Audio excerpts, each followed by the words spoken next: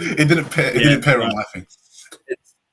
The worst internet in the world is trying to power videos and everything else, and it's just crumbling to the ground. This is going to be very interesting for you. It is going to be very interesting, but luckily it shouldn't be a long one. We're gonna try and keep your bandwidth alive for at least 30. I've got unlimited data. Like, that's the thing. I've got unlimited data. It's just the fact of I've just got no signal. Oh God! But no. One person. But no. Right? So obviously I put Premier Oz to sort of like as a precursor to allow people to know that I am currently sitting in a Premier in Scotland for work. What overload? Like what are we doing? I don't know. And I was meant to type something else, but I kind of fucked it up. I just realized. G'day, Gary. Evening. G'day, Ross. Yes, yeah. There was nothing last week. There was nothing important to talk about last week, so we didn't feel the need to discuss it. And also, it was bank holiday, and I was predisposed with other, unfortunately, roles that I have in my life. But, well, what can we say? What can we say? I've seen a lot of. There's been a lot of changes, a lot of big moves that have happened. I was going to say we've seen some new head coach hirings already. Yeah, seen some new hires as well. So, but we'll talk about the playoffs. We'll talk about the semi-final rounds first, obviously, because did we have a? There we go. Wow. Outside of Manchester having won, Brit Ball for the past 2 years or something, the South was always stronger. Like in terms of if you take Manchester out of the equation, like the South was always a stronger conference than like the 2 seed from the South was stronger than the 2 seed from. Yeah. Not always. Obviously, Tamworth, however many years ago, and so on. But they were first. Yeah, historically, the South 2 seed and 3 seed have always been better than the North's 2 seed and 3 seed. Yeah. So yes, the South is stronger than the North. Yes. Yes, it's one of those unfortunate ones where you sit there that the competition was there, but now it's sort of like it's dwindled back down to the South. So it's now gone back to 2 South teams. It's been a while since there's been 2 South teams in the Prem final. True. As well. Yeah. In what, since 2000 and I'm guessing here. I'm gonna say it was like 2018-19. That was the last time that there were 2 Premiership South teams in the finals, and it was Blitz. It was Blitz Warriors. Yeah. So it's been a while. It's been a good change. But it seems like we've gone back to how it was before, where it looks like it may be 2 South teams that will dominate again for the next couple of years, potentially. But dependent. But it's not just London dominance. No, it's not. We got Bristol. It's not London. It's Bristol now. Bristol have a good catchment area. Yes, they have university. They have 2 great universities and colleges. They've got a lot of resources to pull from. Yeah, but at the same time, it's like having a lot of resources to pull from doesn't necessarily still mean that you will be able to do it. So that's players may go to other points. So they've got to have sort of the conversion rate to be able to turn those university players into Prem players, and they've done that. Yeah, and that is very true. And the games were very different to what I was expecting it to be, if I'm going to be honest. I expected a blowout for London Newcastle Warriors. Yeah, that one was sort of expected. I wasn't. Even though they travel down with like 30, 40 players, there's on that, they didn't travel down with that many. They had a lot of players that are from the southern area who went to Durham Uni, but the uni season's finished. So that's what. So I ran into one of the guys from Newcastle in the services when I was in London, not for football, but just for life on the Sunday. And ran into him. He's like, oh, are you down to watch the game? I was like, no, just down in London for a day out with the missus. But I'd been down all week for work and everything as well. But ran into one of the guys, and he mentioned that the reason that they had that switch of like where they had like the Merseyside and the Manchester games where they had low numbers traveling and even low numbers at home. It was because uni ball had finished, and they had guys who were at Durham Uni but weren't from the area and who'd gone home back down south. So then when the game pops up in London, they are already down south, more readily available, as opposed to traveling up for 3-4 hours for an away game to Merseyside sort of thing. Yeah. And I guess so they traveled with regular numbers, but they got reinforced and played throughout the season that were more able to make the game because it was a more reachable area for them. Okay. So it's sort of that curse of having a flourishing team while uni is still going on. And then once uni's done, everyone sort of disperses and you kind of struggle to keep up the momentum. So it's tough. But I guess, like Gary says, or 3-4 hours for a home game as well. Yeah, it's same thing going up to Liverpool, Manchester as it was going up to Newcastle up the other side of the country. So yeah, it's not worth it. But since we are talking about games anyway, Colchester Gladiators in the first Div 2 semi-final beat Essex Tridents in overtime, 14-7. Was the third game of the season between them, and it was on paper what looked like the best game between them for the season. Yes, right down to the wire in overtime. It's great. It was, it was. It seemed like it was a great showing. It's Colchester have looked well. Actually, both of them have looked like.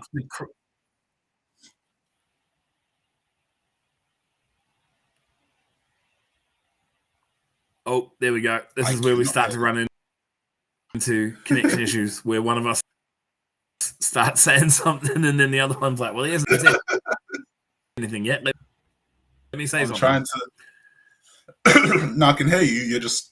It is just breaking off a tad bit here and there, and there is a slight delay to your body. No. Can you hear me now?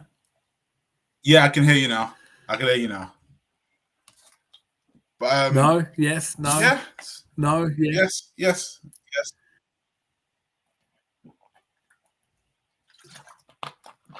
Oh no, I can't. Okay. Oh, this is going. Yeah, it's to be expected. For anybody who's sort of late to the party, I'm currently in the arse end of Scotland. Okay, cool. Yeah, I'm in the arse end of Scotland, operating on terrible Wi-Fi. Well, I guess we gotta get through this. Oh, bro, you're like 3 minutes behind. Really? That shouldn't be possible. I need to check the stream and see who's actually delayed. I can't tell. This is not good. But I guess this is what happens when you go to Scotland and have no signal. Yeah. Yes, I can hear you now. Oh, God. I can hear you. Can you hear me? Oh boy, I can hear you typing. Like you're typing away. I can hear that. We're just struggling to. Responding to me ages after. That's fair enough. So the Cambridge Colchester versus Essex Tridents was a really good game from the outlook. Going into overtime, it seemed like it was one of those situations that it was bound to happen. Colchester obviously got the 3 games. They won all 3 games back to back against the Tridents, and they have probably the best showing out of that Division 2 aspect from all the other teams. And it was what it is and what it has been. Colchester Gladiator season, we've called that from the beginning of the year. And Essex Tridents, the fact that 2 teams combined together to get themselves to the playoffs in such a interesting season for themselves as well, it's really good. So again, next year we are expecting the Tridents to probably get promoted, but that is for the preview of next year's fair enough, the preview of next year of next year's season. I'm going to move on to Sandwell Steelers versus Staffordshire Surge.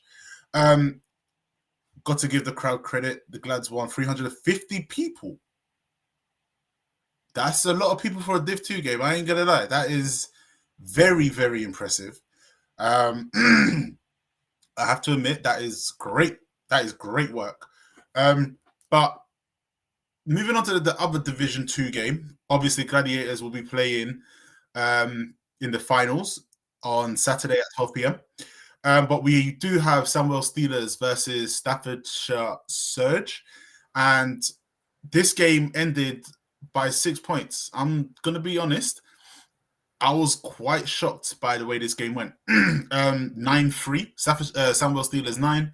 Staffordshire Surge 3. I think me and Oz both picked Gladiators to win, and we both picked the Steelers to win. I had the Surge. Oh, you had the Surge? Yeah, I went for the Surge. Let's go. I think I got... Yes! No, fuck. I didn't. I was going to say, you picked the Titans. You didn't get perfect week. Yeah, I did it. Yeah. I just remember. No. And I picked the Stallions. Oh.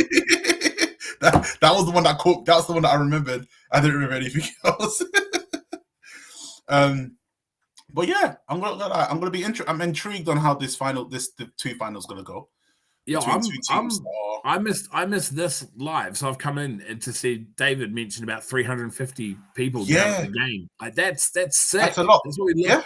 At a Div 2 game, like not even like a mid final either. That's sick. Big fan of that. Mm-hmm. And I'm expecting to see those people show up to the finals as well on Saturday potentially. So obviously with Colchester versus the Tridents, like it's kind of a home game for both teams in a way.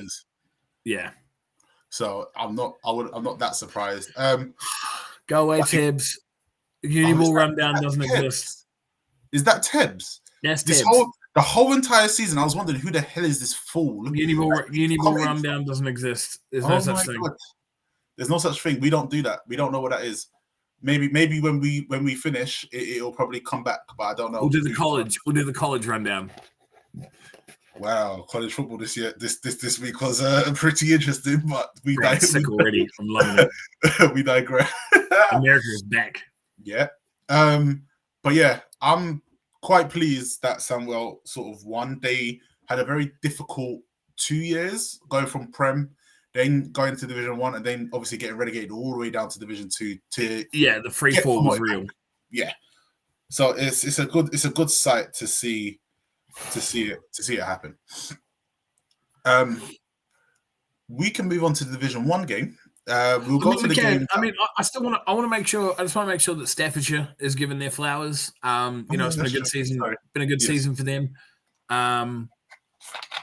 Colchester, not Colchester. Sorry, everybody's still. David's still talking about Colchester, so I've got that on the brain. Sandwell. You got to remember, Sandwell was a team that, like you said, 2 years ago, they were in the Prem.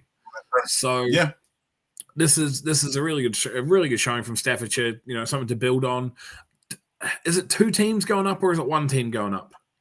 I think it might be 2, but I don't know. I don't actually know Because, how division works. But it's complicated, obviously. I don't know if both finalists go up or not, because obviously both finalists were from the same division. So if both finalists go up, then you're pulling 2 from one division, and then you're left with. But isn't 2 going down from Division 1?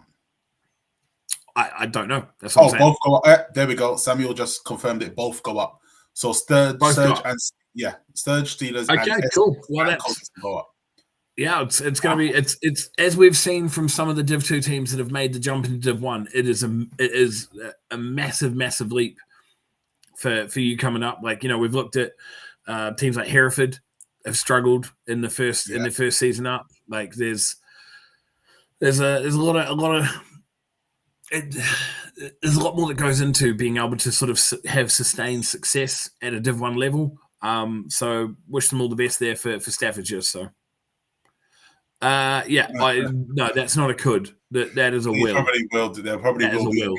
They 100%. We're gonna a realignment a year.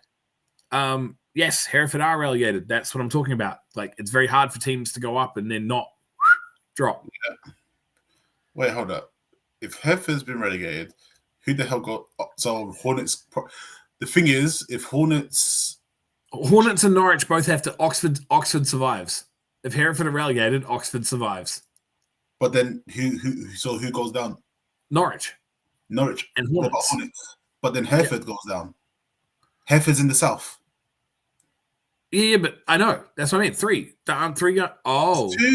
Yeah, exactly. Oh. Exactly. So I don't know how this would work. Realignment. Look, I've been shouting it. Just get rid of Div 2. Just push Div 2 into Div 1. Make them one big division. Just make it happen and make life easier, because then at least you still have enough refs to ref games, because there's not 3 divisions to do. Try and split it between. Absolutely. But let's move on while I've still got connection. Yes. Division 1, we're gonna go to the game in the south. Rushmore Knights 34, Wembley Stallions 19. It started off very strong for Stallions. On the first play, they got a fumble for a touchdown return, and then Rushmore just took over. I mean, one of us was expecting it. Don't get me wrong, I expected it, but I just couldn't jump on the bandwagon so late after I talked shit about them all year. You've been a hater. You've been a hater all year. You've been a hater. Not a hater. Don't know if I'll call myself a hater. You've been a hater all year. I was just, looking at what's the word I'm looking for? Bullshit. You just thought every other team was better. But no, I have to give Rushmore Knights their flowers. Their whole program is doing something. Pretty sure their under 19s and under 16s were national champions. Yeah. Now, the fact that that's happened, the seniors cannot let it down. Now they've got themselves to the finals, so that's one step done. Beating over the team that they've beaten twice already, so 3 times is the charm, and they've did it in great fashion. Yeah, your whole spiel of it's hard to I know 3 times in a row. Get shot to hell. It normally doesn't fucking happen, but some reason this year it's happened twice already. Literally twice in the last week. Like Colchester did it, they went fuck you. It's literally like one of those ones where I'm just like, oh, okay, cool. This year is different. But no, I have to give them their flowers for all the shit that I did talk. Even though, the team's done well, and it'll be an interesting final to see. That's nuts if that's right. Yes, it is. It is right. it is actually. Right. It is right. Not, Are we saying right up and down the board? It's Nottingham, Rushmore. 3 in a row. Who knows? But yeah, it is 3 in a row. 2 in a row so far. So the finals on Sunday at 12 p.m. will be very interesting between the Caesars and the Knights. No disrespect to the young fellas, but let's be honest, this Sunday's game the only one that really matters. Yes, it is. It is the truth. It is. But Like, yeah, it's just wild. I'm not gonna lie, it is a wild fact. So if that happens, damn, damn. That's all I can say is just damn. I Because mean, we have been. Ah, there we go. They beat the Southern Seahawks in under 16s, so it's not true. it's not true, Kebs, you liar. We have been lips to ass cheeks when it comes to the Caesars this season. Me and you. There's the issue is that they're really good. There's enough evidence for us not to do it. Like Nottingham Caesars beat Yorkshire Rams 21-10, and although Yorkshire Rams at the end of the game when the Caesars were taking a knee, a player ran into the QB. Not sure that I don't know what the Rams player was thinking, because the game was already done. But the Caesars have just been that good. Yeah, but I mean, we've done a lot of bottom kissing for the Caesars all season long. They can't let us down now. Like, yeah, I mean, there's been like they can't let us down. all season long. We have been like fucking conductor and ticket man of the gravy train for the Nottingham Caesars. Yeah. Like, and I will hold my chest up and say, because of what they have done, what they have built, it looks absolutely outstanding. That team looks absolutely ridiculous, and they're a Prem team in Division 1. Let's just be honest. That's what they are. They are a Prem team in Division 1. You're right, because they've earned promotion because they won their division. They won their conference. But the same can be said about Rushmore. Yes, it can. Rushmore is now a Prem team in Division 1. But we weren't calling them a Prem team during the season. We weren't. We didn't have them. But we weren't calling them a Prem team during the season. So we weren't. But I'm sure other people were. Like there was definite. I mean, we know a good couple of people that were telling us all season long. And that's the reason why I was against them all season long. What was it that they called them? The salads. The salads, the Nottingham salads. The Nottingham salads. Yeah, we've been a couple of people we know that are remotely connected to Rushmore have been quoted as to say that they do not fear the salads. So again, that game on Sunday will be probably a very interesting and upbeat game. It will be. I think it will be very high action when it comes to offensively. Yeah. I think Caesar's defense is probably a tier better than Rushmore's. The thing is with the Caesars defense, if you look back at like their who they've played and everything, they haven't really played anybody outside of like Yorkshire and Scunthorpe. True. That is true, but the two best teams up there, they basically shut them down for most of the game. Yeah. So it's kind of hard. Again, it's easy for me to say by the numbers and the stats and yes, I've watched both teams play. And again, the Rushmore made mistakes in that game against Wembley that boss man. Hey, hello, Mr. 55. The boss. Yeah, but they did make mistakes against that Wembley Stadium game because I had 3 games on at the same time watching, and it did get to a point where again mistakes you cannot those mistakes that they gave up in that game, you can't give them up against a team that's probably the same level as you. Yeah, I mean the thing is like.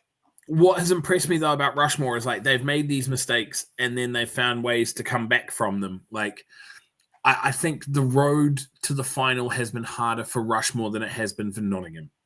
Yes. Like we've talked about how dominant Nottingham have been and how incredible that they've been, but I do think that Rushmore has gone through tougher competition up until this point. Yeah.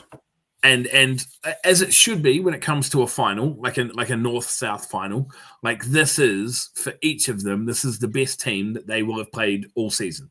Yes. So this will show us who the team that's sort of really ready, who's really down. Well, it's definitely going to be. I mean, it will create a shakeup for sort of the beginning of next season's power rankings and stuff. It'll be interesting. Like it's because you'll start thinking like it's whoever goes out, if one team is completely dominant over the other one, like how high do we put them at the beginning of next season? Like do we say that Nottingham, do they automatically slot in at like 2 or 3? That's So is QB fit at the final? He's had a sling on. Oh, I didn't know that.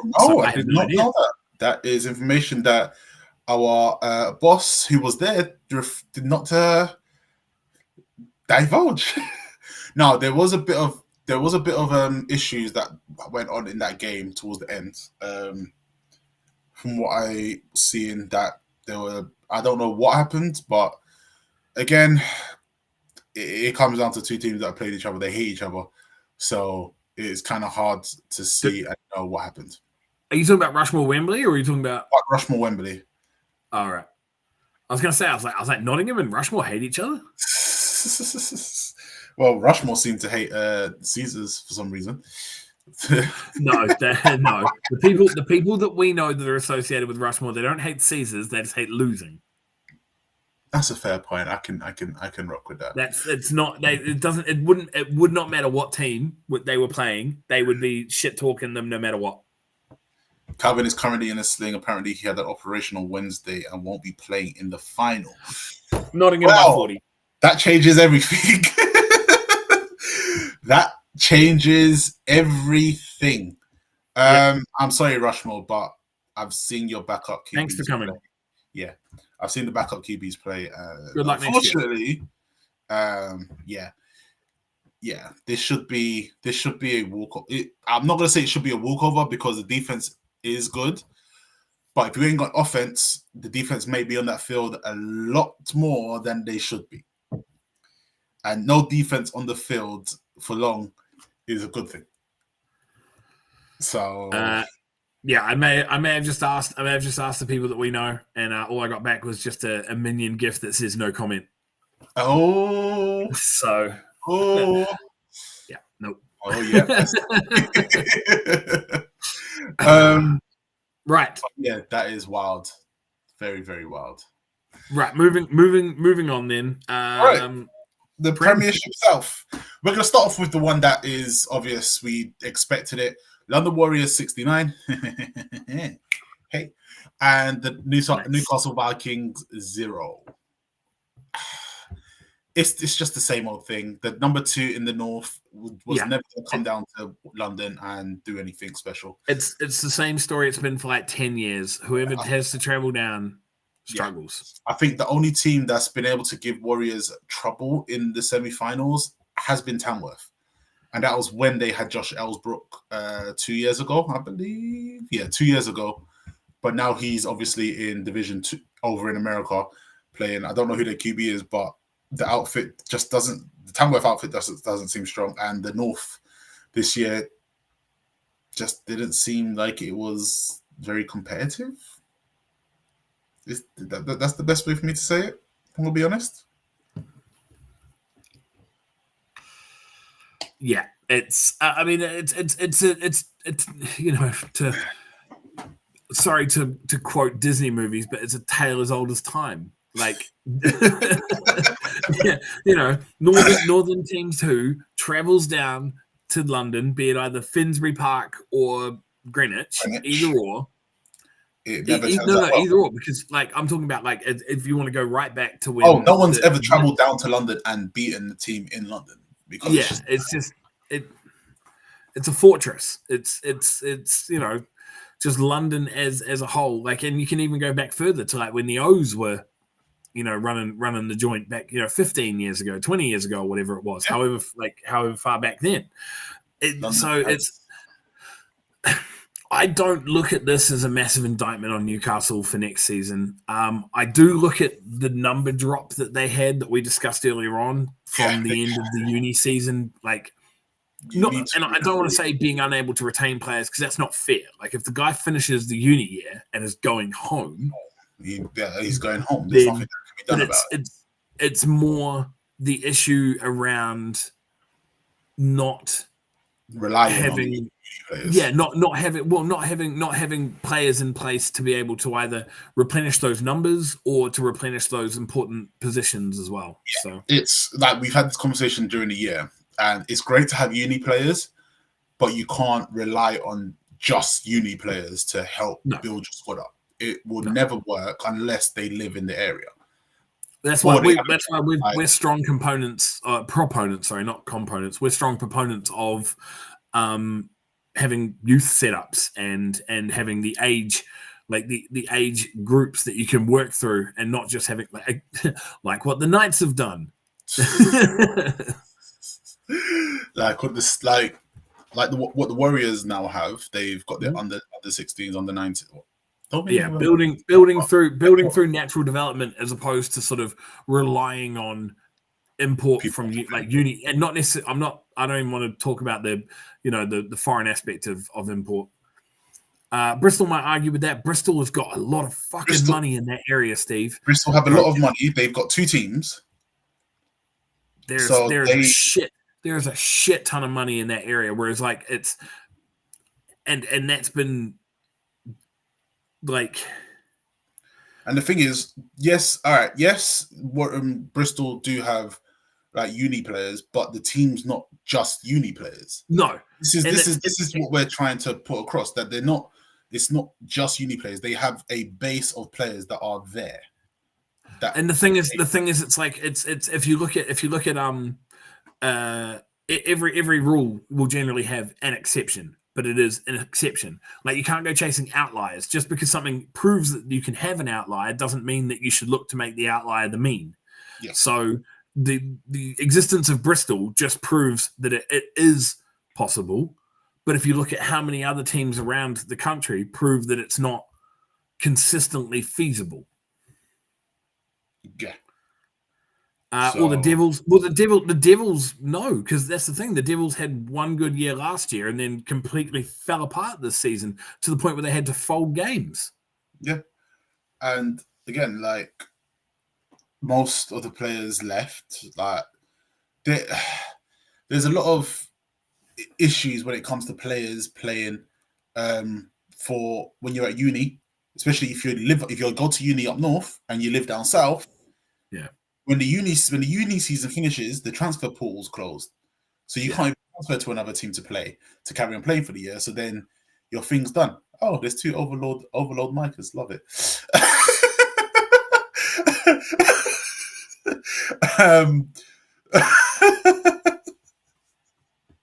I'm confused. Yeah, don't worry. But at the same time, Warriors do what Warriors do, and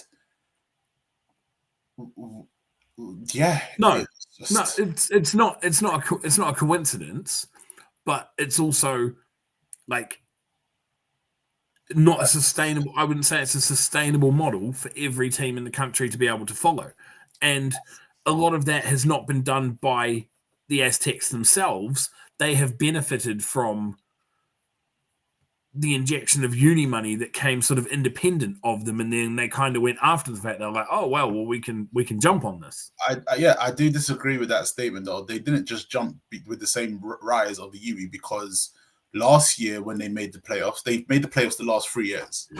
Let's bear that in mind. They beat the Blitz at home. The Blitz lost to Solent the year that they first made it. The Blitz lost to Solent in Solent's first year in the Prem. The Blitz lost. Right. They lost to Bristol away, and they lost to Warriors twice. So Bristol were the better team that season, and they didn't really have a lot of Americans. Then they had maybe 1 or 2, if even that. So from the university. So that's not a statement from the same rise as UWE. Last year they didn't have a many, but they beat Warriors at home, and then they lost. They had a tight game in the last game of the season against Warriors, where it was 33-30. and they didn't have a lot. They didn't have a lot of Americans then either. So the fact that we're saying, oh, because of the uni, they didn't have a lot of uni students playing last year or the year before. No, but at the same time, you can't ignore the fact that You can't. having UWE rise, but then also the creation of Pride and the sort of the what's come about because of Pride is massive for the whole Bristol area as well, especially for football. So then, and the players get to play during the summer. They get to carry on learning, carry on developing, and then go back to uni and college and carry on playing. So it's one of those crazy. It's one of those crazy ones where it comes down to that situation of what do you do if you have a catchment area where you can get all these players in, and you have a second team that you can fill up, and then maybe they get promoted. Again, I still don't know. I still don't understand how the Apaches and the Aztecs work. I don't know if people get promoted. I don't know if it's like Blitz A and Blitz B. No. The one thing we've learned, one thing we've sort of learned from this season, especially with Aaron's massive sort of input, is Apache and Aztecs are two separate entities. They are two separate entities, though they share, certain aspects of them that are shared and the same and stuff, but they are two separate. Yeah, so there we go. Literally from Aaron chipping in now. So Apache have gone from Div 2 to Div 1 mid to winning the table West at the same time. Rising tide lifts all boats. Organisation is good footing. Pete Jones should get a lot of credit for keeping the organisation together. It's true. Like that's the thing. It's not just the Aztecs that have benefited from the UWE and Pride sort of rise to prominence. Now, what Raul said here is would having an early transfer deadline, say in early June, with a later deadline for students who need to prove they are students, work. I think that's a whole bunch of extra management that BAFA would not take on board. No. They could do it, but it requires an extra level of like micromanagement that there's no benefit to it for BAFA. No, because again, they don't even get a lot of money from it either. There's no transfer fees. There's no anything like that. Like the players paid their registration fee at the start of the season. They paid their BAFA fee at the start. They don't pay a second BAFA fee if they change teams. They just pay subs. So there's nothing in it for BAFA. So I can't see it wouldn't work at all. Yeah. So let's talk about the last game in the playoffs. The game that probably shocked everybody in the world. I saw a lot of memes. Shocked everybody but Bristol. A lot of memes saying that the milk has gone sour. It was a lot. Manchester Titans 12, Bristol Aztecs 34. And the thing is, right, it wasn't even like a small beating. It wasn't like a close victory. The milk's gone south. They took them to pasture. Aztecs dominated that game. They dog walked them. From the get-go, they had control of that game instantly. And I'm not gonna lie. So I had all three games. Bear in mind, I had Titans, Aztecs, Nottingham, and Yorkshire. And you had three. Yeah, you had three streams going. And my eyes, instead of panning to the other two, it just kept panning to the game. I was like, "Wait, what's going on?" Oh, another touchdown. I was like, "Oh, damn." Okay, Aztecs came to play and they want revenge because bear in mind they've lost to them twice. They've traveled to Manchester 2 years in a row. I was going to say it's back-to-back years they've had to travel to and again this is the third year in a row they had to travel, and they lost they lost both times, and the game could have been the score could have been a lot worse if some of their receivers caught their catches. Some receivers dropped some nice balls that were in the end zone, but damn, like they just didn't. They had their foot on the pedal, and they did not let go. They just kept it going. The thing that I enjoyed about this one is a lot of times that I've sort of tuned into Bristol games, I have seen them as massively turnover heavy games.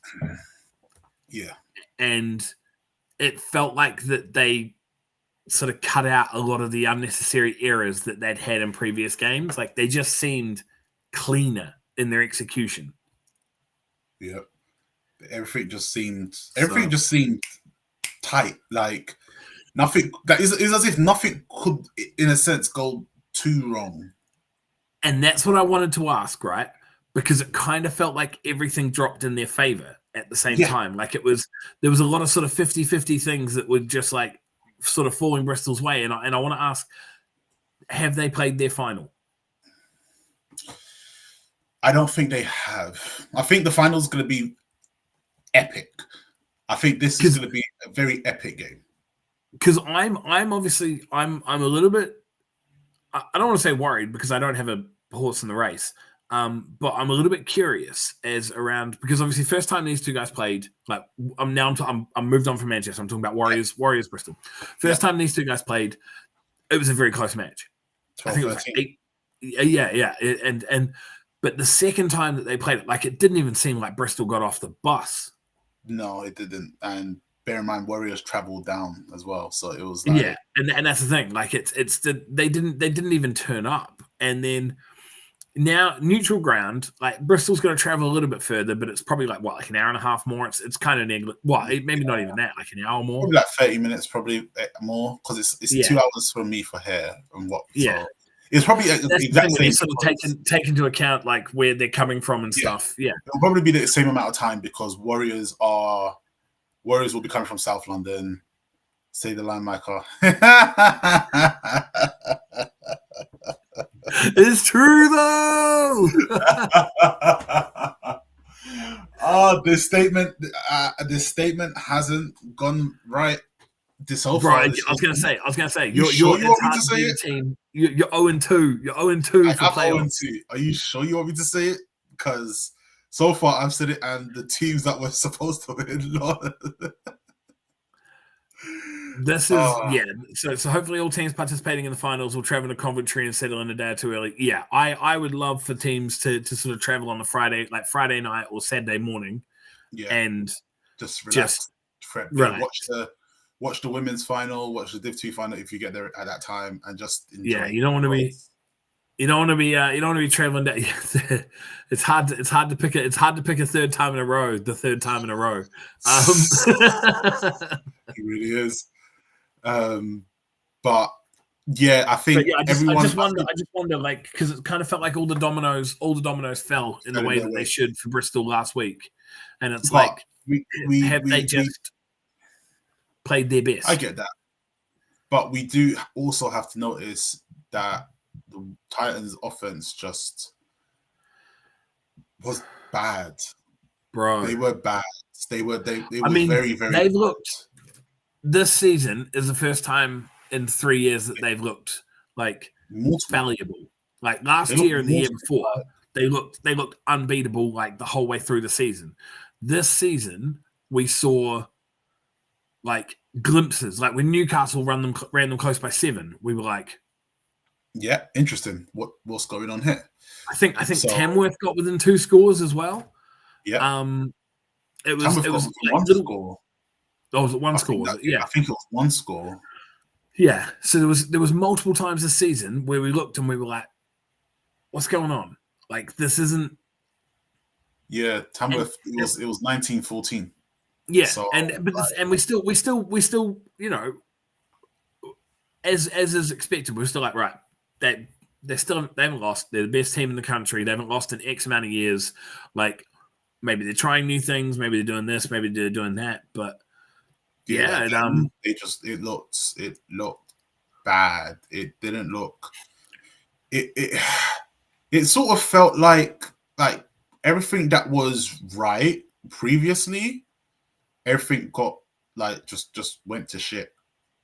It just went to shit. Like simple plays, they just couldn't get done. Like it just wasn't there. I mean, and the thing is, historically, their defense has been their marquee. Yeah, and I didn't see the same defense that we've seen in yeah. It does come down to that fact. Yes, they have been back-to-back champions, so it's always a great thing. But what a way to go out, though. It was shocking, I will have to admit. But I mean, let's not get too lost in the sauce. Like they are still the best team in the north. Yep. Like that Bristol is a very, very good team. Like, let's not take anything away from Bristol and just be like, oh, they only won because Manchester played poorly and everything went right for them. No, Bristol are a very, very, very good team. They have earned their place in the final as the second best team in the country currently, just based on standings. They've lost. I say that knowing that we still have the result to come for the final, but they've lost 2 in a row. Well, they've lost the last 2 to London. They finished second in their division. So as it stands at the moment, with the final still to come, they are the second best team in the country. They may be the best team in the country come Monday morning. I don't know. But at this moment right now, they are the second best team in the country. They played like the second best team in the country last weekend. And they've got to, I would say that performance is the minimum of what they're going to need to do to beat the Warriors. 1,000%. It is going to be a very, very tough game. Now, I've said it prior.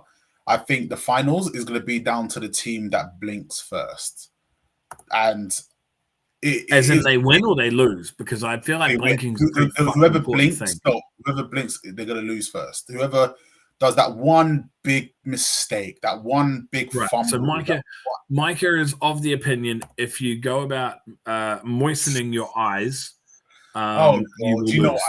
You're a bastard. You know what I mean? You just it's a pure like nobody is allowed to flinch. No blinking. No fucking nothing. You're all gonna run around on the field like this. Well, why not? But you know what I mean. Don't do that. But it is gonna come down. I feel like the first half is probably gonna be absolutely outstanding. The second half will be where the game that third quarter, the first 2 drives in the first quarter. In the third quarter, will probably decide on where that game's going to go. So, are you saying no comeback then? So, for example, like and I could be reading too far into what you've said, but based on that, what I take away from that is where you've said whoever blinks first loses. That means whoever, like, if they're back and forth, the first team to jump out to like a 2-score lead is going to be the winner. Like you're saying there's no comeback. I don't think there would be. Right. Okay. So it's you're expecting sort of back and forth, and then the first one to flinch.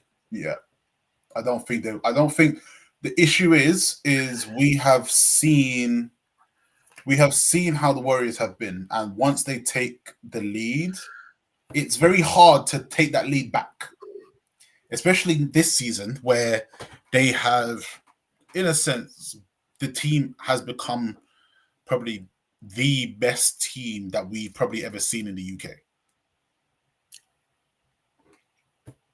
It's probably the best team that we've seen in the UK. It's wild for me to say it, but if you look at it, they've got their defense. Most of them play for GB as it is already. Most of them are all high quality players, and offensively, they've just got they got numbers, and they know they know how to move that ball with. Outfell, they know what they're doing. They got quality receivers. It comes down to a hard game, and Bristol themselves have quality players. They've got a whole entire O-line that plays for GB as well. They've got players that play in this. Like, it's going to be a tough game, but we know what the Warriors can do when it comes down to it. Bro, I'm gonna need some aloe vera, because that was hot. That is spicy for you to say, like you to say that is the best team. Like, we've got, in the history, we've got like Knights teams, Warriors teams that have gone out to Europe and have, competed at the highest level in Europe. Yes, but I'm looking at quality standard wise. This is probably the best team that we've seen in a very long time in the UK. No, you said the best team ever. All right, maybe I did, but I still not maybe, yeah. Bro. You're caught in HD. To be fair, don't get me wrong, it's not 4K. But I'd say we've got you in at least. I'd say we've got you in at least 1080p. 1080. You're at least 1080p saying they are. Yeah. No, to be fair, like, to me, because I know of the quality and how everyone is and how everyone play, I do feel like this is probably one of the best teams ever in the UK. And I don't know if the boss man is still here. If the boss man is still here, he has got to be shooting you down. I know of a Knights team that went out to Europe, and I think it might have been like the 2012 team or something like that. But there was one that won the Prem, went out to Europe. Might have been even before that, like 2007 or something. And he would tell you that that's the best team that has probably ever played. To be fair, I could say the same thing. To be fair, I could say the same thing about the 2011 Blitz, where they won the Euro Bowl and all of that and everything. That's what I'm saying. Like we've got teams in the history that have gone to Europe and have won it. Maybe saying the best team ever, but they are up there as one of the best teams that we've had. Does that mean then obviously they've got to play? If that's the case, they've got to be playing in Europe next season, right? Well, we hope so. We not talking about ELF. I'm not talking about ELF. I'm talking about like the thing that Manchester did this year. Yeah, where I'd assume that's what would happen. I don't know. Maybe we should have seen Manchester's downfall from the moment they lost to the Swedish team. Maybe, but again, I don't know. I don't know anything that's happening within the Warriors. What? Being done. All right. Well, we're pushing close to 8:30, and my phone has. Oh, cat. Yes. Everyone say hello to Rafiki. Anyway, all right, cool. So let's predict. They played one game in Europe. They played one. It's a knockout. It's a knockout tournament. So it's one and done. It's one. Yeah. You win and they lost to the Mean Machine. But yeah. So I guess we should go ahead and pick our finals. Yes. Right. So Sandwell Steelers versus Colchester Gladiators. I'm gonna go Gladiators. I'm gonna stick with the South. Yeah, I'm taking that. I'm the dirty South. I'm all on it. Let's go, Glads. Let's go. I think no, because they lost to fucking Ooze Valley. But if they hadn't lost to Ooze Valley, would the Glads be looking at an undefeated season? Yeah, they would have been. Are the Steelers looking at an undefeated season right now? Don't think so. I don't think so. I think they've lost the game. Did they lose one to the Surge? Shit. No, they are actually going undefeated. No, they're undefeated. No, they lost to the Surge. They lost to the Surge. They did lose to the Surge. Yeah, the first matchup against the Surge, they lost. Yeah. Okay. Yeah. So no undefeated for either of them. But I mean, losing to Ooze Valley, like goddamn Colchester. No offense, Sam. I know. Sam's a yeah. Both 7-1. No, I'm taking the Glads as well. I am. No, that's a false statement. So I'll just move on from what I was about to say because that's not the case at all. Right. So we got Rushmore Knights versus Nottingham Caesars. I'll let you take the reins on this one. Let's see where your head lies. I have been devil's advocating for the Knights a lot this episode, haven't I? I've been planting the seeds of doubt. But they lost their QB, so no, it's Nottingham all the way. Caesars as well. I've been riding their coattails all season, and I expect them to finish it off with a championship win.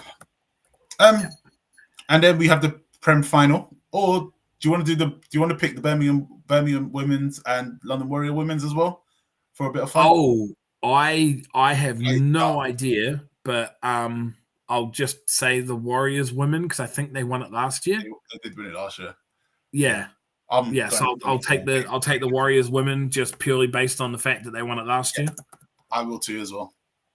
And then we move on to the creme de la creme. London Warriors versus Bristol Aztecs. First time meeting in the season.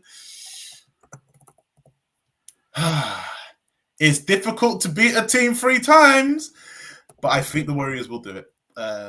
They will take back the reins and become the country's best team. Tibbs is picking Birmingham for the women's. I am going to ingest some hopium. I'm going to take the Aztecs. Okay. I don't think I don't think they'll win it. I'll be honest. Like if it's like a head versus heart sort of thing, I don't think they'll win it. But I want Bristol to win it. I would love for some team in the south, not from London, to win it.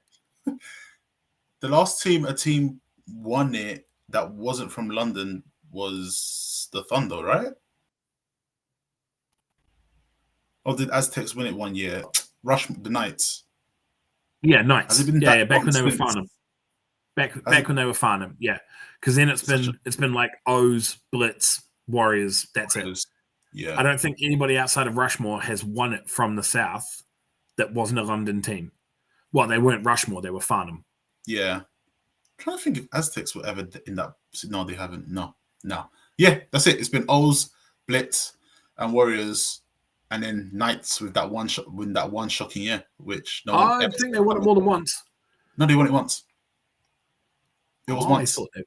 I thought they won it more than once, but I will take your word for it. I believe it was 2004. I want to say it was a really. I remember I made a video about it, but I can't remember now. But yeah, it was a while back. So yeah, the season's actually ending. There we go. Tibbs has just said it's the Aztecs' first Brit Bowl. There we go. Now, will they live up? Will they play to the occasion, or will they play the game? That is a very good question. Tibbs, give me your other picks. You can't just pick Birmingham and no other games. Give me your other picks. Come on, Steelers or Gladiators? Come on, Chris. We're waiting on you. Chris. You're the reason why we're not finishing off the episode. It's all pretty much. Come on, Chris Tibbett. Type faster. Yeah, 2004. I was right. I love it. There we go. I love my knowledge. I was waiting for Steve to chime in. I was like, come on. Tebs, come on, man. Tebs preview tomorrow. You spoil sport. You're a dickhead. Right.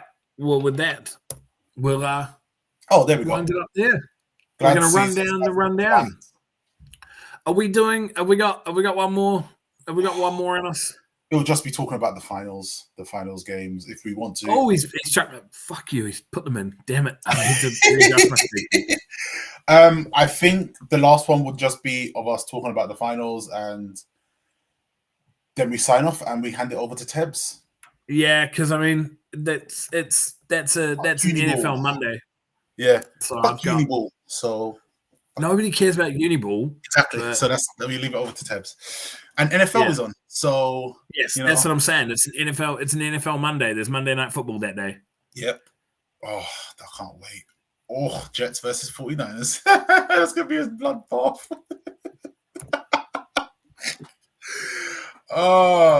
But ladies and gentlemen, it is week 19. Jesus Christ.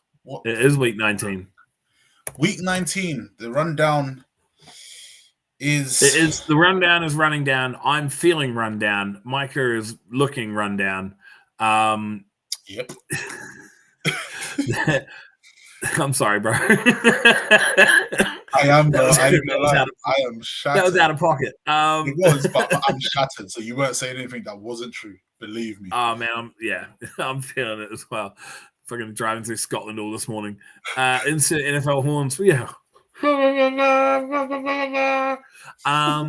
No, so we will be back next week, probably for about half an hour.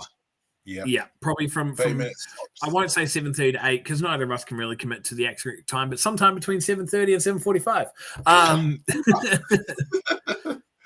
And we'll be here giving you everything that you don't need to know about the Brit Bowl final because you'll know everything you needed to know already. And if you see me on the weekend, come say hi, get a picture, get a snap, and if you see me on the weekend, mind your business because I'm not going to be at the game. I'm going to be at work.